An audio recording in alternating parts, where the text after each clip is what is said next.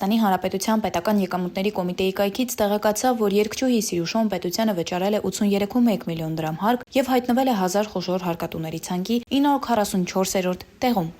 Բեկ պաշտոնական կայքում հրապարակվել է 2025 թվականի հունվար-մարտ ամիսների ընթացքում առաջին 1000 խոշոր հարկ վճարողների կողմից վճարված հարկերի եւ վճարների վերաբերյալ տեղեկատվությունը։ 1000 խոշոր հարկ վճարողների կողմից 2025 թվականի հունվար-մարտ ամիսների ընթացքում պետական բյուջե ընդհանուր առմամբ վճարվել է ավելի քան 409 միլիարդ 353 միլիոն դրամ, նախորդ տարվա նույն ցուցանիշը կազմել է 387 միլիարդ 109 միլիոն դրամ։ Օրերս երգչուհի Սիրուշոն հայտնեց, որ իրեն պատկանող Սիրուշո Production-ը հայկական երաժշտական եւ մշակութային արտադրական ընկերությունը մտել է Հայաստանի 1000 խոշոր հարկատուների ցանկում։ Սիրուշոն մեկնաբանել էր, որ դե շատ հարկ ենք վճարել։ Ու այն պետության օրոք,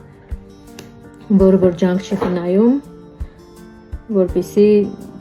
հնարավորինս շատ խնդիրներ ունենամ։ Ես եւ ընտանիքս այս երկրում